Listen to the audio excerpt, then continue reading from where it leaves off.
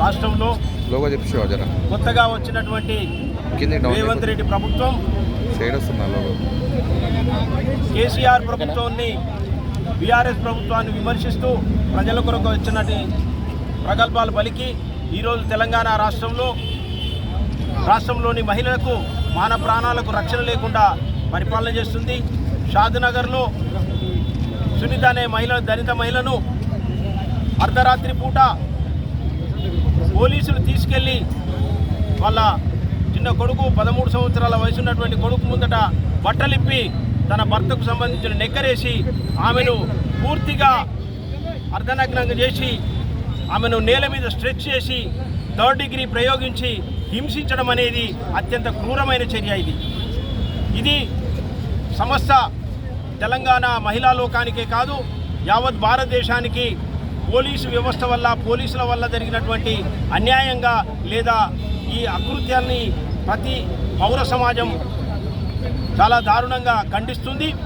అదేవిధంగా తెలంగాణ రాష్ట్రంలో ఉన్నటువంటి మహిళలందరికీ కూడా ఇది అవమానకరం.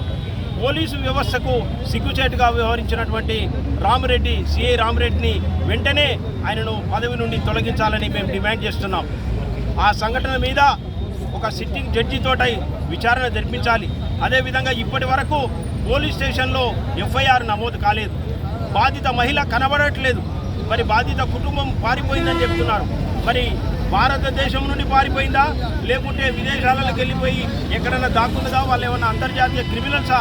వాళ్ళు ఎందుకు దొరుకుతలేరు? పోలీసులే కావాలని వాళ్ళను ఎక్కడో దాచిపెట్టి వాళ్ళు సత్యాన్ని ఎక్కడ బయటికి తీసుకొస్తారో, ఈ రామిరెడ్డి మీద ఎక్కడ ఈ అగాత్యానికి పాల్పడిన రామిరెడ్డిని మొత్తం ఉద్యోగం నుండి తీసేయాలని పౌర సమాజం ఎక్కడ డిమాండ్ చేస్తున్న భయానికి ఇవాళ వాళ్ళను దాచిపెట్టారని మేము భావిస్తున్నాం. అంతేకాదు, ఎఫ్ఐఆర్ నమోదు చేయకపోవడానికి కారణం ఏంటిది? ఇప్పటి వరకు ఎఫ్ఐఆర్ నమోదు చేయలేదు. ఎంత దారుణమైన విషయం! నిజంగా ఈ తెలంగాణ రాష్ట్రంలో మహిళలకు న్యాయం చేయడమే కాంగ్రెసు మాట్లాడుతున్నటువంటి మాటల సారాంశం అయితే, తెలంగాణ మహిళలకు ఇప్పటి వరకు ఏ రకంగానూ న్యాయం చేయలేదు. అఘాయిత్యం జరిగిన వెంటనే చర్య తీసుకోవాల్సినటువంటి ఈ కాంగ్రెస్ ప్రభుత్వం ఇప్పటి వరకు ఆయన మీద జస్ట్ సస్పెండ్ చేసి చేతులు దులుపుకోవడం కాదు, వెంటనే సిట్టింగ్ జడ్జి చేత విచారణ జరిపించి ఆయన ఉద్యోగం నుంచి వెంటనే తొలగించి ఈ వాళ్ళకు దళిత మహిళలకు, అదేవిధంగా తెలంగాణ రాష్ట్రంలో ఉన్న మహిళల ఆత్మగౌరవానికి రక్షణగా మేము ఉన్నామని చెప్పి రేవంత్ రెడ్డి తెలియజేయాల్సిన అవసరం ఉంటుంది. అదేవిధంగా బహుజన్ సమాజ్ పార్టీ నుండి మేము డిమాండ్ చేస్తున్నాం.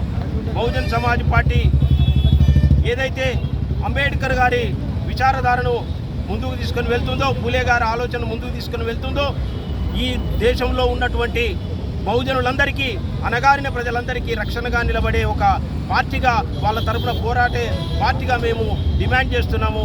ఈ రిజర్వేషన్లను వాడుకొని చదువుకున్నటువంటి మేధావులు కావచ్చు, ఎమ్మెల్యేలు కావచ్చు, ఎంపీలు కావచ్చు, ఖచ్చితంగా ఇప్పటి వరకు చట్టసభలలో స్పందించకపోవడం దుర్మార్గమైన చర్యగా మేము బహుజన్ సమాజ్ పార్టీ భావిస్తుంది. మీరు వెంటనే ఎమ్మెల్యేలారా, ఎంపీలారా, రిజర్వేషన్లు వాడుకొని గెలిచినటువంటి మీరు చట్టసభల్లో ఇప్పటికీ మీ నోరు మెదపకపోవడాన్ని ఈ సమాజం తప్పుపడుతుంది. వెంటనే మీరు సవరించుకొని చట్టసభలలో మీరు మాట్లాడడం కానీ, ముఖ్యమంత్రి దగ్గర మాట్లాడడం కానీ, గవర్నర్ దగ్గర మాట్లాడడం కానీ చేసి ఆ సీఐని వెంటనే పదవి నుంచి, ఉద్యోగం నుంచి తొలగించే చర్య చేపట్టినట్టయితే మేము ఇంతకుముందు మా రాష్ట్ర కమిటీ రాష్ట్ర ప్రధాన కార్యదర్శి ఇబ్రాహిం శేఖర్ గారు చెప్పినట్టుగా మేము డీజీపీ ఆఫీసును భారీ ఎత్తున ముట్టడించడం మాత్రమే కాదు, మీ ఇండ్లను కూడా, ఎమ్మెల్యే ఎంపీల ఇండ్లను కూడా ముట్టడి చేసి రానున్న రోజులలో మిమ్మల్ని మళ్ళీ ప్రజలు అసహించుకునే విధంగా మేము కార్యక్రమం చేపడతామని తెలియజేస్తున్నాం.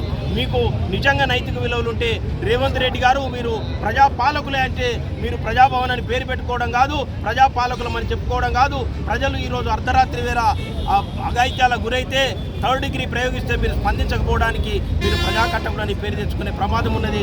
వీరు వెంటనే సిఐ రామిరెడ్డి గారిని పదవి నుండి తొలగించాలని మేము డిమాండ్ చేస్తున్నాం.